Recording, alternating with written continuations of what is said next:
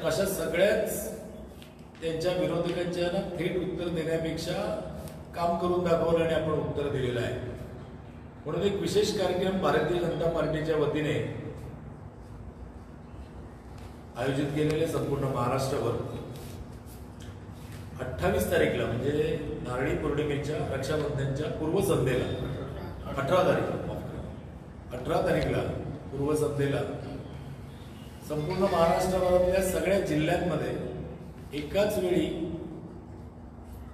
एक मुख्यमंत्री लाडकी बहीण लाभार्थ्यांचा मेळावा प्रत्येक ठिकाणी संपन्न होईल. आणि या मेळाव्यासाठी सन्माननीय आपले उपमुख्यमंत्री देवेंद्रजी फडणवीस हे ऑनलाईन माध्यमातून संवाद साधतील. म्हणजे दुहेरी माध्यम प्रकार असेल, तो लाईव्ह असेल.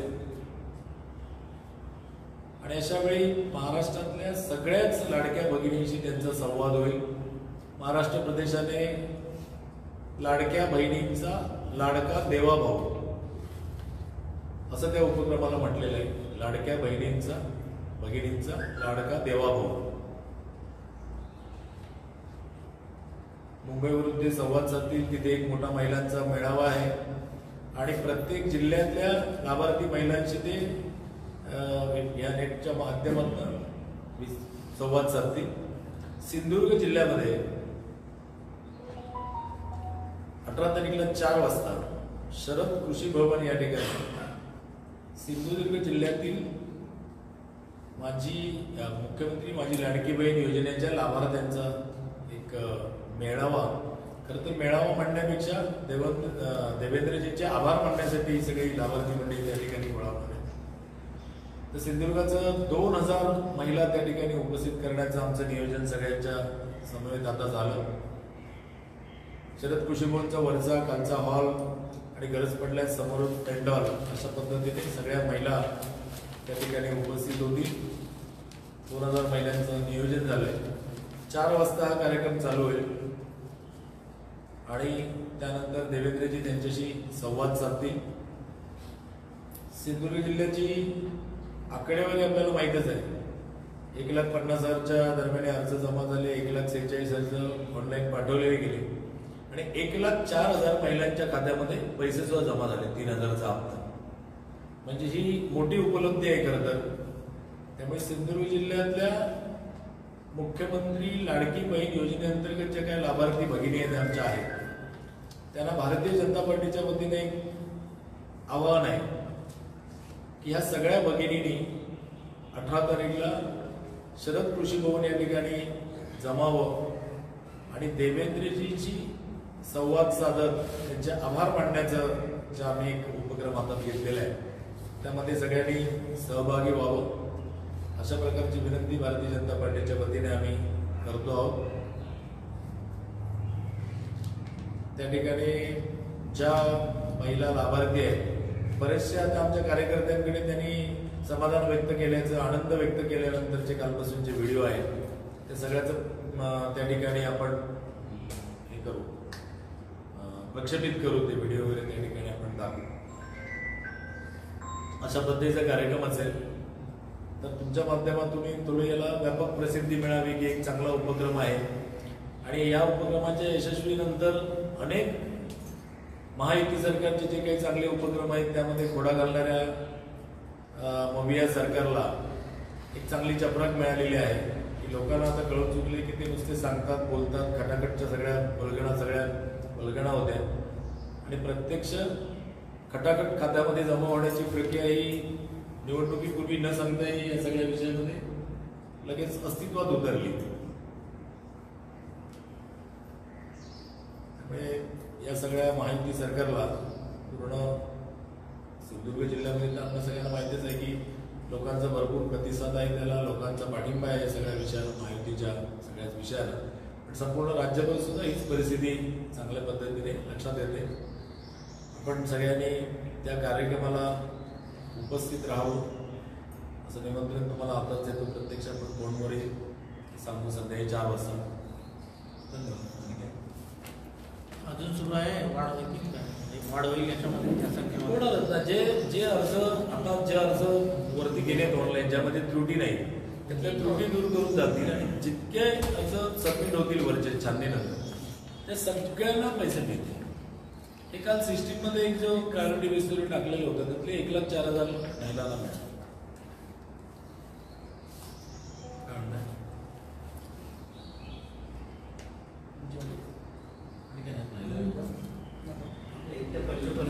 महिलांकडे जमा झाली हा पंचकृषीत आपल्या या महिलांची जमा झाल्या आता 1,04,000 जमा झाले सिंधुदुर्गात. ऑफिशियल आकडेवारी आहे. भरलेल्या अर्जाचे 75% पैसे जमा झाले.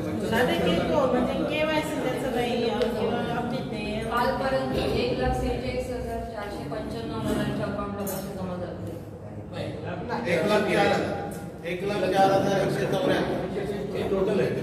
1,04,194 जमा झाले. हो सर, एक प्रॉब्लेम काय आहे म्हणजे आता काही जणांना ते आधार लिंक नाही अकाउंटला होता. एवढी तुफान गर्दी आहे महाराष्ट्र बँक असेल किंवा SBI असेल, ते बरेच प्रॉब्लेम. ते समजा महाराष्ट्र बँकेचं खातं असेल पुण्यामध्ये ती सेंटरला आहे बाजारात, हे ट्रॅफिक तर जागा तिकडे कमी पूर्ण सर्वांना माहीत असेल. त्यामुळे बऱ्याच महिला माझ्या मिस्टर झाले पण ते होतच नाही पुढचं. किंवा त्या ऑनलाईन मध्ये काही कागदपत्रात एखादा कागद जरी कमी गेला असेल तर ती त्रुटी दाखवली जाते. केवायसीच्या बाबतीमध्ये आम्ही बऱ्याचशा ठिकाणी जिल्हा बँकेचा सेवा तिथे आम्ही त्या ब्रँचला दिली आहे. आम्ही तिथे नवीन अकाउंट ओपन करून तात्काळ केवायसी करून देण्याची सुद्धा व्यवस्था तिथे केली आहे. त्याचा लाभ बऱ्याच लोकांनी घेतला आहे. एक तारीख वगैरे काय निश्चित केली नाही ना, म्हणजे 1 तारखेला देणार महिन्यात कधी. आता जुलै आपण जसं कमिट केलेलं की तुम्ही जरी ऑगस्ट पर्यंत अर्ज भरला तर जुलैचे पैसे ते झालं, पण आता सिस्टम मध्ये येण्यासाठी वगैरे असे काय 1 ते 10 तारीख आता ठरवलं. आपण ते ठरवायला पण कार्यक्रम ठरवतील का? Yes, yes. जर झाला असेल किंवा काय तर आम्ही म्हटलेलं ना मागे फेस घेतली तेव्हा म्हटलेलं की रक्षाबंधनच्या आधी 3,000 मिळणार आणि तसे मिळाले रक्षाबंधन. खुश आहेत महिला. आणि त्या दिवशी या सगळ्या महिला म्हणजे बऱ्याच महिलांनी आमच्याकडे विषय म्हटला की आम्हाला देवेंद्रजींपर्यंत राख्या पाठवायच्या आहेत, देवेंद्रजींना या सगळ्या रक्षाबंधनची भेट द्यायची. तो एक कार्यक्रम त्याच्यात महिलांनी व्यक्त केलेला आहे, सगळ्या लाभार्थ्यांनी आमच्या सगळ्या महिला मोर्चाच्या महिलांकडे. तो एक कार्यक्रम आपण त्यामध्ये नंतर वेगळं विचारायचं. विचारा की वेगळं म्हणजे ही बातमी नापावजीने असं विचार. कारण हे आजच म्हणजे गडबडीत तुम्हाला ही जरा आधी तर त्याची चर्चेवर लोक येतील त्यांना. वैभव नाईकांचं असं म्हणणं आहे की जे जनता दरबार घेतला त्याच्यामध्ये हजारोच्या संख्येने तक्रारी आल्या. ही शासन आपल्या दारी जी केलेलं होतं शासनाने त्याचे हे आहे म्हणजे अपयश आहे. त्याच्यामध्ये काही कामं झाली नाहीत, त्यामुळे लोकांची एवढी तक्रारी आहे. तुमच्याकडे कसं आहे की वैभव नाईकाने हजारो तक्रारीवरी बाकी सगळं सांगितलं असेल, पण तुम्ही सगळे त्याच्या प्रत्यक्षदर्शी आहात की किती तक्रारी आल्या, किती सुटल्या, किती विषयावर काय झालं आणि त्याचा रेकॉर्ड आहे. आपण काय अर्ज घेतला आणि तो ठेवला आणि नुसती संख्या सांगितली असं नाही. विधानसभाने त्याला टोकन नंबर दिलेले आहेत. आज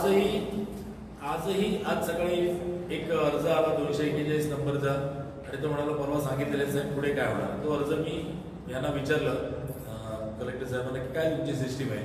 तर कलेक्टर साहेबांनी सांगितलं की 200 हा अर्ज संबंधित यंत्रणेकडे पाठवण्यासाठी आमचा पाठपुरावा चालू झाला. म्हणजे तो आयुक्तांकडे पाठवायचा होता की त्या जागेचं काय झालं पुढाच्या. असं त्याची एक ट्रेसिंग सिस्टीम किंवा ते ट्रेस त्याचं सगळ्याचं लागण्यासारखी सिस्टीम केलेली आहे. त्यामुळे ज्या तक्रारी तिथे आलेल्या आहेत ते काय नुसते फिगर सांगण्यासारखे नाही.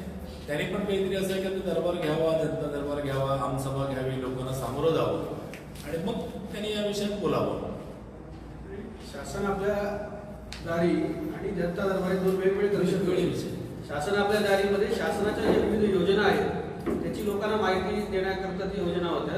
म्हणजे मुख्यमंत्री आले किंवा सर्व लोक आलेले ना त्या योजनांच्या लाभार्थ्यांची गाठभेट किंवा असा तो प्रकार होता. आणि जनता दरबार हा जनतेच्या ज्या अनेक वर्षापासून तक्रारी प्रलंबित आहेत, विशेष करून ज्या कुडाळ मालवणमध्ये जास्ती तक्रारी आल्या, इकडचे जे लोकप्रतिनिधी स्थानिक आमदार आहेत किंवा अगोदरच्या कालावधीत 5 वर्षाचे खासदार होते त्यांच्या निष्क्रियतेमुळे या तक्रारी पेंडिंग राहिलेल्या होत्या. त्या संदर्भात तो तक्रारीचा पाऊस वाढलेला होता. त्यामुळे हे दोन वेगवेगळे शासन आपल्या दारी आणि जनता दरबार पूर्णपणे वेगवेगळे दोन्ही कन्सेप्ट होते. आणि अशी बरीच विधानं पुढच्या काळामध्ये येतील. आता बाहेरगालची वाळू केली तर वैफल्य हे येतच, भीती वाटते माणसाला. नाही, तिथे हा एक भाग झाला, पण दुसरी बाजू कशी आहे माहिती आहे? एक खिडकी योजना या जिल्ह्यामध्ये शासनाने लागू केली. एक खिडकी योजना सध्या पूर्ण वाचण्यात केलेली आहे. त्यामुळे वस्तुस्थिती काय झाली आहे त्याच्यामध्ये की ग्रामीण विकास किंवा तुमचा ह्याच्या महसूलच्या बऱ्याच तक्रारी कालच्या वाढल्या असेल. त्याचं कारण ते आहे महसूलमधून तलाठी मिळत नाही जागेवरून. प्रत्येक लोकांच्या तक्रारी आहेत. कोणाच्या महसूलच्या सातबाऱ्याचा प्रश्न येतो किंवा वारस तपास फायली दशाच्या पडलेल्या आहेत. त्यामुळे ह्या तक्रारी बऱ्याच वाढतात. एक खिडकी योजनेमध्ये पावती देत होते 7 दिवसामध्ये किंवा 15 दिवसामध्ये किंवा महिन्याभरात त्याचा कामाचा निपटारा लागत होता. आता ते सगळं पूर्ण बंद झालं. पुन्हा आता 2 महिन्यात परत आमचंच सरकार येते पूर्णक्षमतेने. आपण सगळ्या गोष्टी त्या चालू करू. कारण 2014 ते 19च्या काळामध्ये या सगळ्या सक्षम होत्या. नंतर सरकार बदललं आणि त्याची थोडी सिस्टीम हे झाली आणि आता परत आपलं सरकार आलं तर पुन्हा पूर्ण ताकदीने ते सगळं ज्या काही व्यवस्था आहेत, सुशासन म्हणून ज्या काही व्यवस्था आहेत, तो आपला शब्द आहे सुशासन. सुशासनाच्या अंडर ज्या काही विषय येतील ना ते सगळे पूर्ण ताकदीने तुमच्या 5 वर्षात तुम्हाला चालू झाले दिसतील. तहसील ऑफिसला सेतूमध्ये तुम्ही बघितलं